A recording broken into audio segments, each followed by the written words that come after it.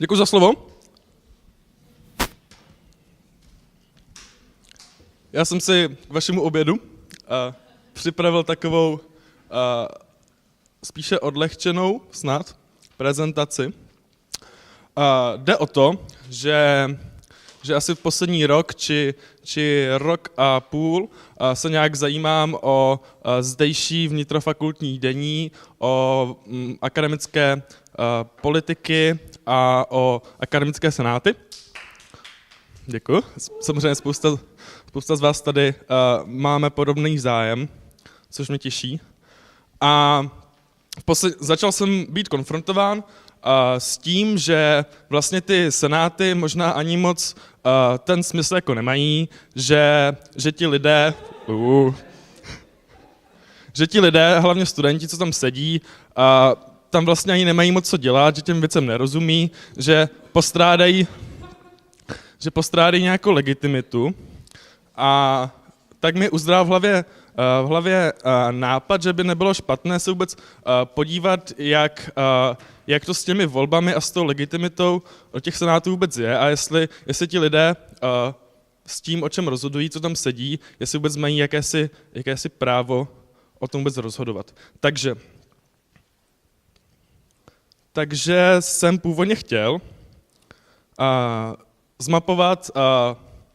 zmapovat vývoj volební účasti těch senátů, nejenom teda tady v Brně, ale vůbec po České republice, což se ukázalo jako poměrně naivní plán, protože k tomu takřka žádné informace nejsou, nebo takto. Informace nějaké jsou, především tady z MU a z Karlovy univerzity, nicméně pokud byste chtěli zjistit nějaká podrobnější data, zvlášť do minulosti, o volbách do akademických senátů, třeba v Pardubicích, v Plzni, v Opavě, Ostravě, tak je to dost nadlidský úkol. Respektive asi ta data by se dala dohledat tím způsobem, že těch lidí bych se zeptal, napsal bych jim, že to po nich chci, ale na to jsem jednak neměl čas a jednak jsem právě chtěl zkusit, jak to bude vypadat, když budu vycházet jenom z dat, které jsou prostě veřejně přístupná, dohledatelná. No, jenže co s tou prezentací, že? Potom, když žádná data nejsou, tak bych chtěl,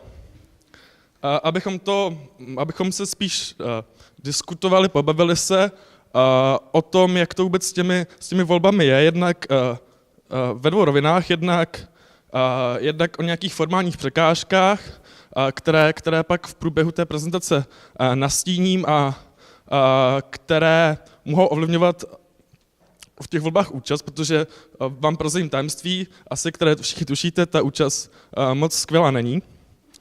A také nějak principiálně, vlastně, jestli budete chtít, byl bych moc rád, nač ty senáty teda vlastně tady jsou a proč tam ti studenti sedí a jak by to všechno mělo asi vypadat. Takže. Ještě začnu, tak jako spousta z vás je tady, že ze senátu nebo o tyhle věci se zajímá, nicméně někteří z vás asi úplně ne, tak jako proč tady tohle vůbec zkoumat? No senát primárně rozhoduje o penězích fakultních, případně univerzitních, a nejsou to úplně malé peníze. Ty rozpočty jsou srovnatelné s obcemi.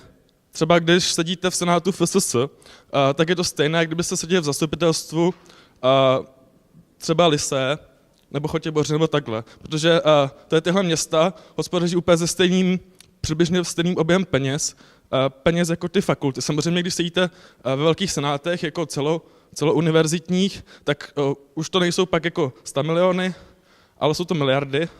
Takže de facto jsou to opravdu pěkné balíky peněz a pochybuju, že třeba spousta z těch lidí, co sedí v těch senátech, tím se nechce někoho dotknout, by třeba byla schopná se dostat do zastupitelstva třeba 10 000 Lysé. Jo. Další důležitá věc je samozřejmě, že volí děkana nebo rektora, což v dnešní době, zvlášť samozřejmě rektoři, jsou jaksi jako významné osobnosti veřejného života i politické figury. A samozřejmě taky kompetencemi, které může mít docela zásadní vliv na tom, jak bude česká vzdělanost, česká věda vůbec vypadat. Takže to jsou jakési důvody, hlavní 3, proč si myslím, že tohle má smysl zkoumat. No a o tom se vlastně nikdo nebaví. Na to neexistuje žádný výzkum, na to neexistují žádná data. A všichni se pohybují v takových spíš jako primárně domněnkách, možná pár lidí, co sedí uvnitř těch těles, tak trochu do toho vidí víc, ale to je tak asi všechno. Říkal jsem, že data moc nebyla, každopádně aspoň něco bylo, což se teď pokusím demonstrovat, jak to bylo v těch posledních volbách. Tady vidíte, jde to vidět dobře? Asi moc ne, ale to je tím, že sedíte vzadu. Volební účast na Masarykově univerzitě, ty vrchní 2 křivky je volební účast v komoře akademických pracovníků. Jedna z nich je fakultní senát, druhá z nich je fakultní senáty, druhá z nich je velký senát a ta spodní křivka jsou pak studenti. Z toho mi vyšlo, není tam zahrnuta právnická fakulta, protože k tomu fakt nešlo vůbec nic najít. Z toho vyšlo průměr je trošku samozřejmě nešťastný nástroj, jak něco dokázat, nicméně volební účast, je to přibližně za roky, to jsou většinou roky 2011 a jsou to teda řádné volby, aby bylo jasno. To znamená, že to těleso se obměňuje jako celek. Volební účast byla 23 nebo respektive 65% pro fakultní senáty. První číslo je ještě jednou teda volební nebo komora studentů, druhé číslo je akademičtí pracovníci a jak vidíte poměrně stejné cifry pro ten velký senát. A pak je tady Karlovka, kde je to zase podobně. Ještě se k tomu pak vrátíme, k těm grafům. A tam jsou ta čísla trochu níž. Jak vidíte, 15% v obou případech do studentských komor a něco přes 40 do těch zaměstnaneckých. Těžko zobecňovat tady tyhle 2 jednoduché grafy, zvlášť, když máte samozřejmě jenom jedny volby a jenom dvě univerzity, nicméně pokusil jsem se tam něco málo najít. Budu rád, když mi to třeba skritizujete, nebo se o tom prostě pobavíme. Myslel jsem si, že humanitní a filozofické fakulty na tom budou trošku lépe než třeba fakulta sportovních studií nebo fakulta informatiky, což se ukázalo, aspoň v těchto volbách, že to není tak úplně pravda. Pravděpodobně medici taky nemají úplně čas na to chodit k volbám a zajímat se o vnitrofakultní život, což se na tom taky docela podepsalo. Co mi přijde ovšem zajímavější je, že se často mluví o volbách do těch jako velkých senátů, do těch celouniverzitních, jako spíš o druhořadých, které ty studenty úplně moc nezajímají, to se odráží taky na účasti. Ovšem, když se podíváte na ty grafy ještě jednou, tak vlastně ty křivky, možná zkusím tady jenom šipkou ukázat, že ty křivky poměrně jako věrně, sice úplně ne přesně, ale jako věrně kopírují tu účast do těch senátů fakultních, které se zdají být jako prvořadější, že jo, protože jsou to přece politiky těm studentům jako bližší a učitelům. To stejné ještě markantnější je na Karlovce. Tady tyto body jsou třeba úplně stejná účast, co vidíte, to je tohle, že ty volby celouniverzitní a fakultní měli zaokrouhleně úplně stejnou účast. Takže z toho mi vyšlo, že vlastně ta teze o druhořadosti voleb jako se nepotvrdila. Protože i když tady jsou třeba výkyvy, tak myslím si, že to způsobeno tím, že ty volby do těch velkých těles a do těch fakultních těles neprobíhaly souběžně. Jo, protože všechno to, co tady víte stejně, je to, že to bylo buď ve stejné dny úplně, anebo že to bylo ty termíny těch voleb, velkých a malých senátů byly velmi blízko sobě. Takže teď, co jsem chtěl úplně říct? Jo, takže si myslím, že k té volební účasti, když to dáte že ve stejný den, tak logicky ten člověk, když už prostě zavolí do toho malého senátu, tak prostě zavolí do toho velkého, že když už tam je. Takže vlastně tady tímhle způsobem se to tak trošku vyrovnává a podle mě to pak způsobuje přesně tady tyto grafy. No. A samozřejmě, co jste se asi všimli, tak ty horní křivky byly podstatně výš než ty křivky těch studentů. Takže prostě akademičtí pracovníci jsou evidentně podle mě schopni, protože samozřejmě na absolutní čísla té volební účasti je jich málo poměrně, i když to taky není úplně pravda ve všech případech, ale většině ano, jsou prostě schopni se domluvit, což trošku připomíná, jsme teda na politologickém barcampu, tak jsem si převzal termín, že elitní strany. To znamená, že ti lidé se jednodušeji prostě koordinují a k těm volbám prostě jdou, protože tam pravděpodobně vidí nějaký zájem pro to mít, když to studenti, jich hodně, je to roztříštěná masa. A samozřejmě ti akademici mají asi také jako větší zájem na tom, aby věděli, jak ty fakulty a ty univerzity jsou spravovány. Takže to bychom měli toto. A ještě pár obecných poznatků do diskuze, které se mi z toho podařilo se nějak vyvodit. Ty vychází už teda nejenom z údajů za Masárnu a Karlovku, ale i z údajů, když jsem procházel weby dalších jako z KASů a prostě univerzitní nějaké databáze takhle. Často se objevuje, často je samozřejmě relativní pojem, ale objevuje se, že těch lidí je málo, zvlášť do těch studentských komor, že obsazujete, dejme tomu, 4 mandáty a máte 4 nebo 5 soutěžících o ten mandát, že? Což se samozřejmě se vám vytrácí pak ekologicky soutěž nějaká v tom a kdo prostě tam chce, tak je tam vlastně kooptován a není tam jako zvolen.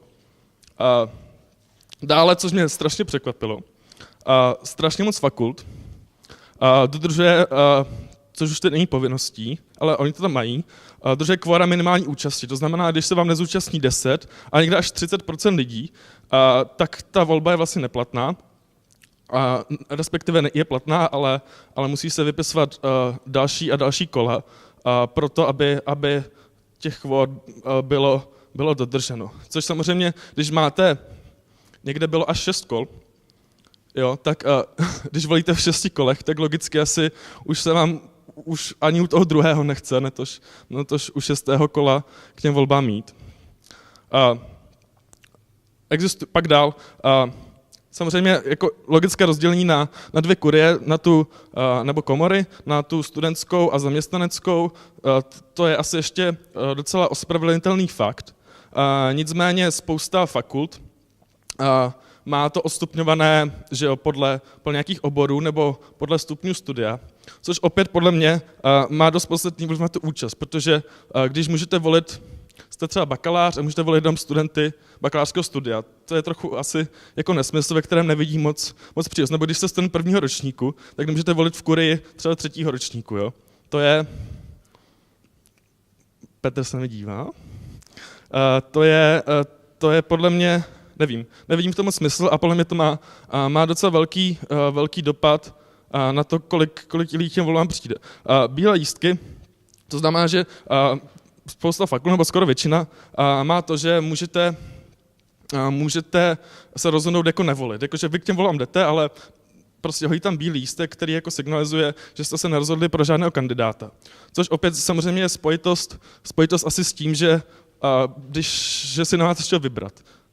Jo, takže prostě, a těch lístků bývá někdy tolik, že jich je třeba klidně jako 200, což jako ve spoustě případů klidně jako polovně stačí jako na ten studentský mandát. A samozřejmě způsob volby, elektronizace jako docela pokračuje na českých univerzitách a vysokých školách, ale často bývá ještě stále ta volba fyzická, tím, že se tam musíte ještě složitě zaregistrovat, třeba masárna v minulosti praktikoval nějaké registrační kódy, které vám musí poslat, to už se jako opustilo, nicméně, když té urně musíte fyzicky přijít, tak je to samozřejmě mnohem složitější, než když si v ISu naklikáte prostě, koho tam chcete. Jo, tady taková spolubydlící říkal, že na FHS ta urna je umístěna někde vzadu v 5. patře, Fakulta humanitních studií, v 5. patře, jak jinak, že? A protože jsem se nikoho nedotkl. A že jo, než byste vylezli do 5. patra, tak jdete, ano?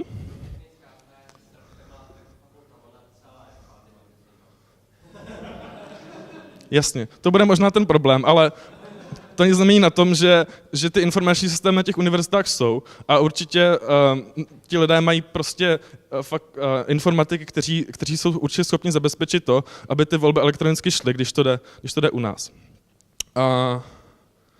Jestli to nevím, jestli může mít vliv, ale pravděpodobně ano, podle mě, když ty volby probíhají třeba 2 dny jenom, nebo den, a nebo týden, jo, což jsou taky případy, že ty volby jsou týden.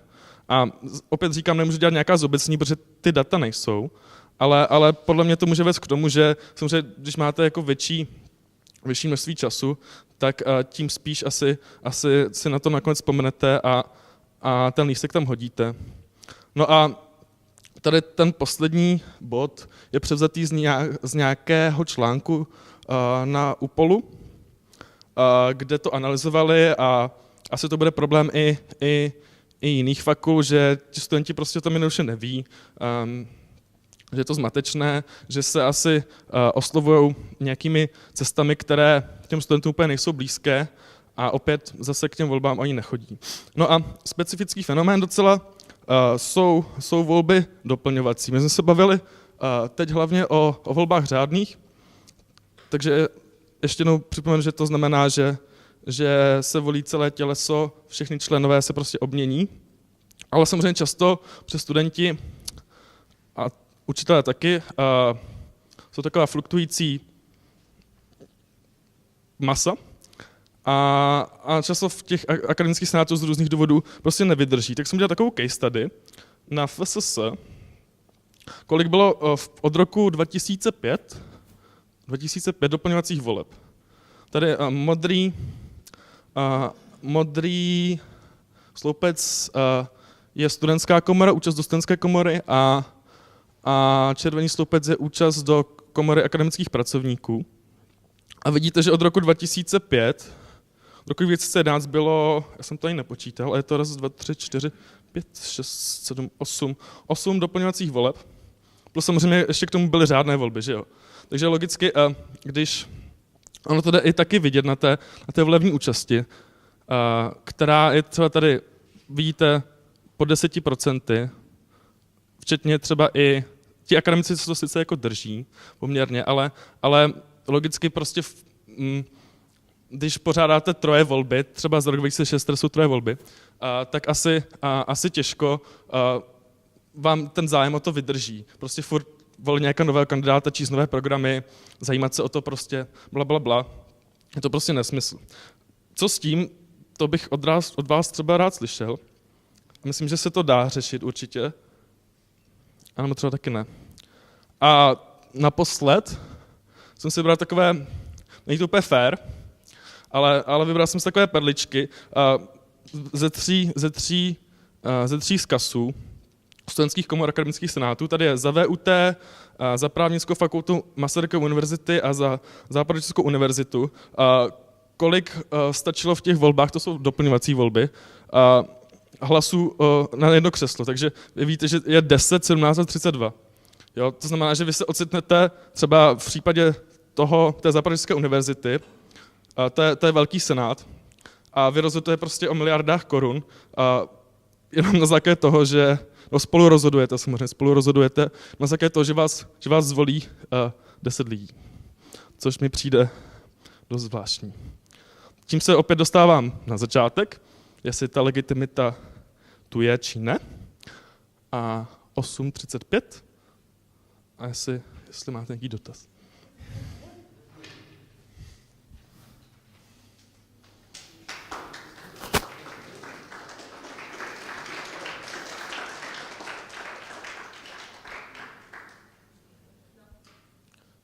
Kolega se hlásil prvně, jestli můžu vyvolávat.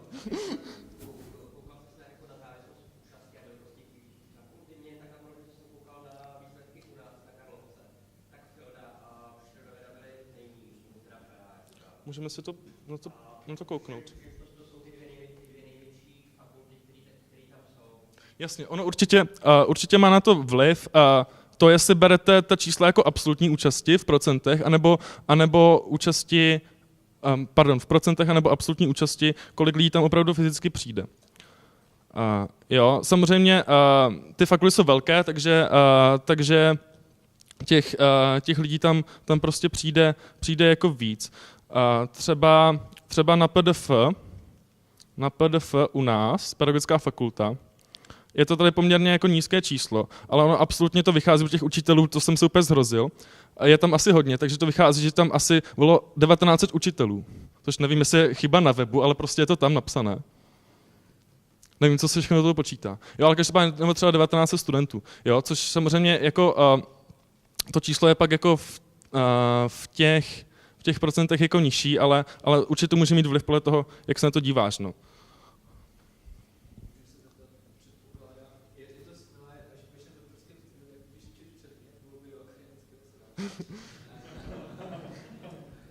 To se není v plánu.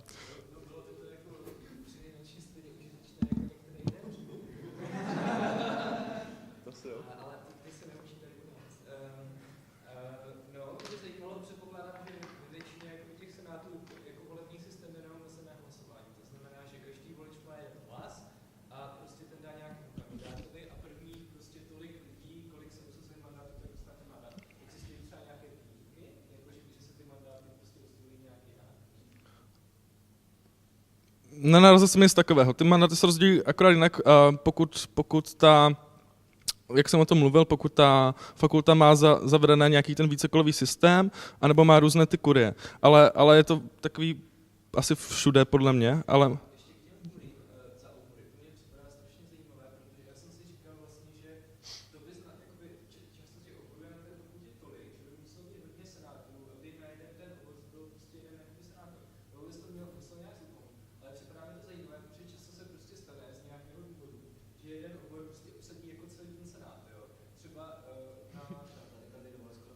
Politologové, ano, jasně, no.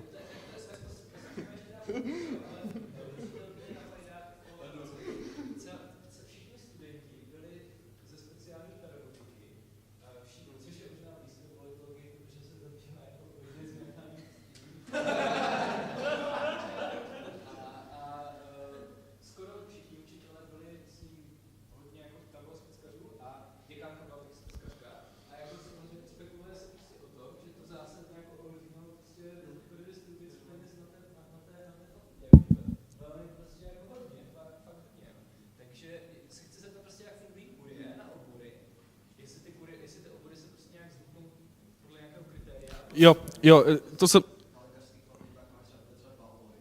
No, třeba na lékařské fakultě je to všeobecná zubní, ale třeba na přírodovědské fakultě jsou to asi 4 nebo 5, kde je nějaká fyzikální kurie, matematická, chemická, která zlukuje tady tyhle jako obory. Není to úplně přímo, že by jako každý ten obor, který je akreditovaný, jako tam měl, jako své vlastní, ale je to jako takhle agregované, tvoje oblíbené slovo, dohromady. Je to určitě zajímavé poznatek, že to může mít naopak jako pozitivní vliv asi na pestrost toho senátu.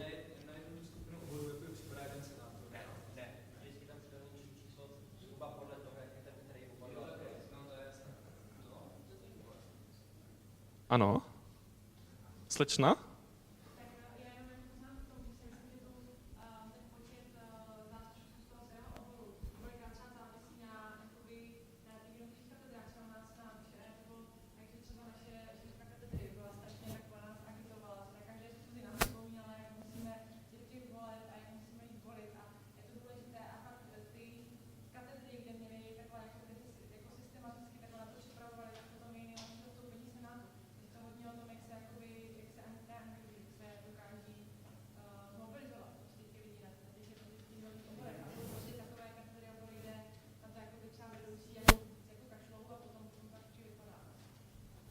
Nemůžu soudit, protože právě vaše je jedna z těch škol, kde se není schopno proklikat vůbec žádným jako informacím, no skoro žádným, takže, ale určitě to jako má smysl a má to na to určitě vliv, no.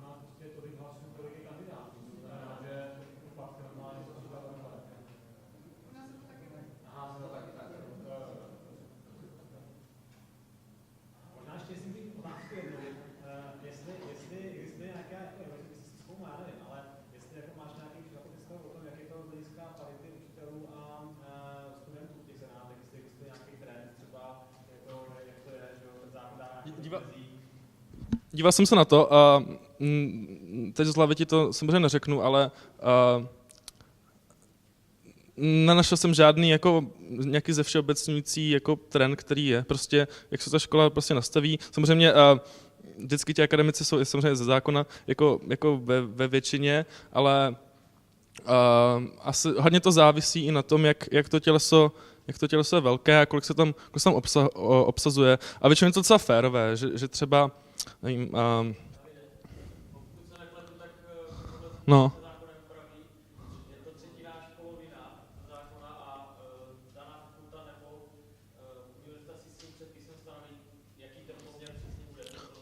To jsem mluvil, no.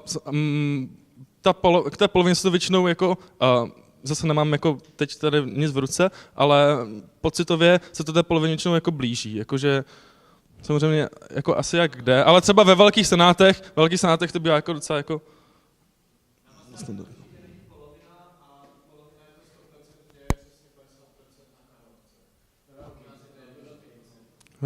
Ve velkém? No. Tak tady Karel tam sedí, tak by to měl vědět.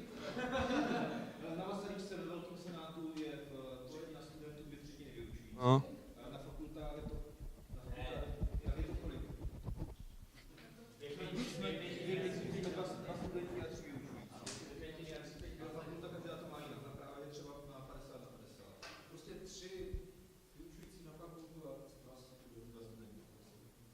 No, to mi přijde docela jako fér. No?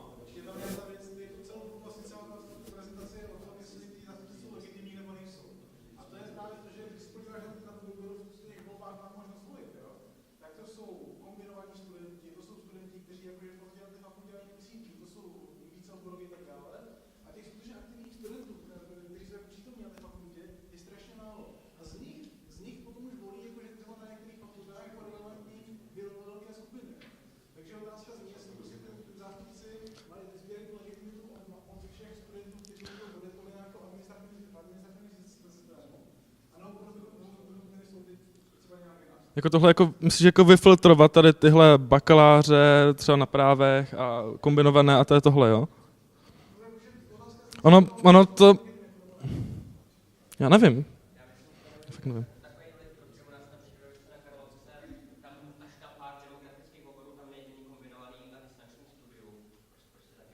A těch prezenčních studentů je vždycky majorita, že jo? Vždycky.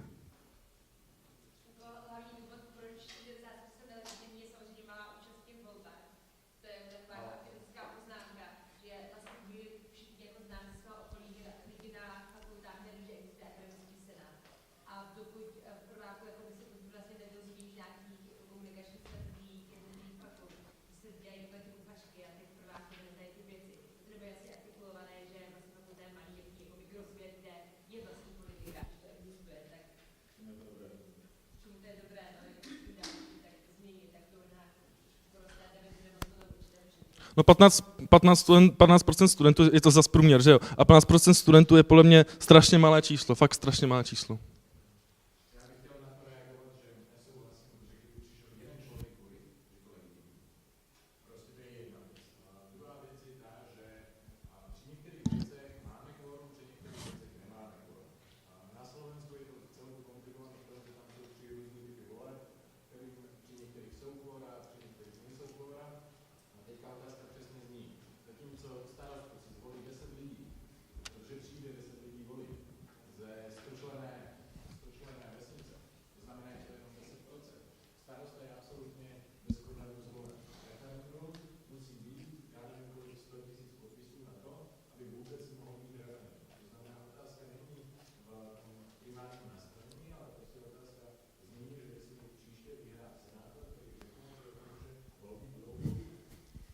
Já myslím, že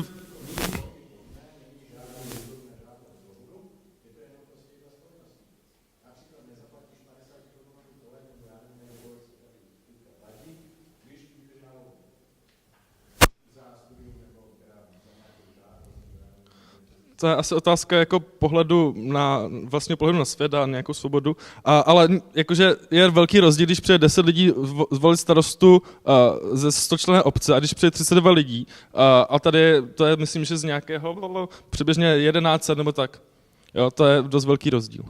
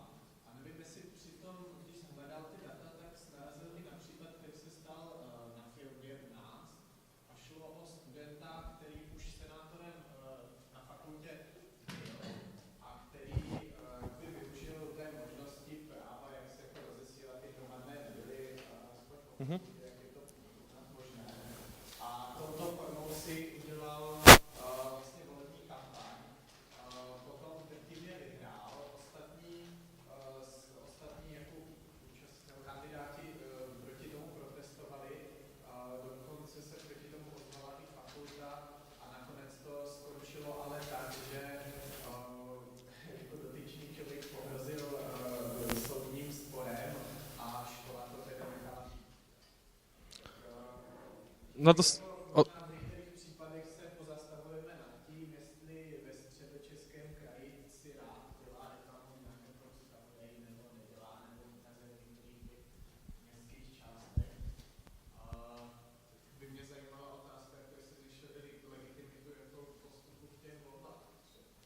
jako takhle úplně přesně by si ne, ale tenhle případ jsem narazil. A vím, že se proti tomu někdo ozval, že tu stížnost na ten průběh voleb, což může podat de facto kdokoliv, z té akademické obce prostě podal. A to, že fakulta, Filda to byla, že? Filda prostě, když udělal ten bububu soudem, tak to ucouvlat to už jako je asi problém té fakulty, no, ale jako nemyslím si, že je to úplně asi...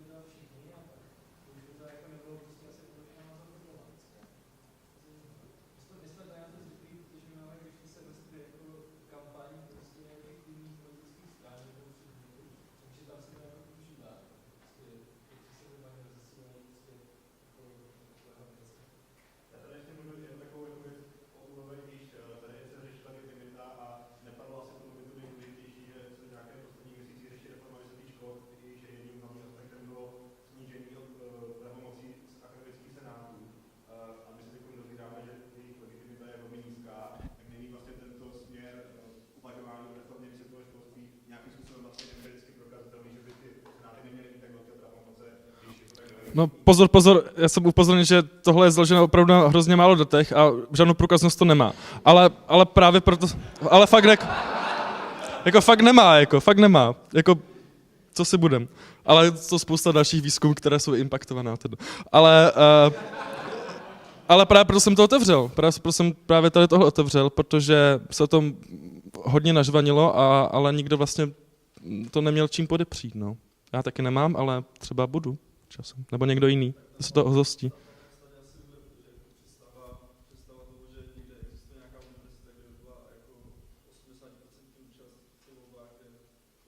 Ale v těch komorách akademických pracovníků to běžně bývá k těm 80%. No to ne.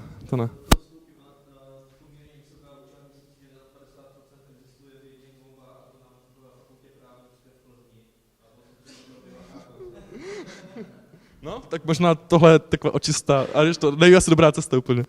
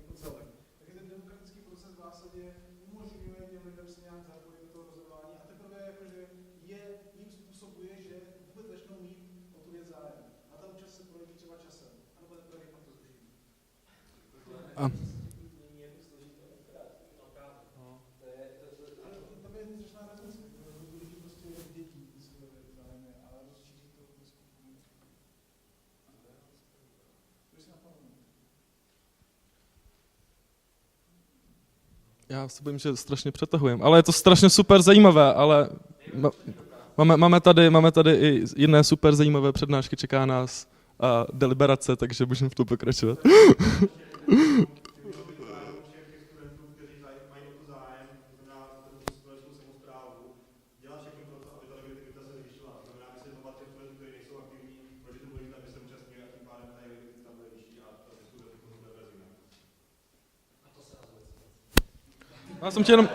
Já jsem chtěl jenom ukázat tímhle, že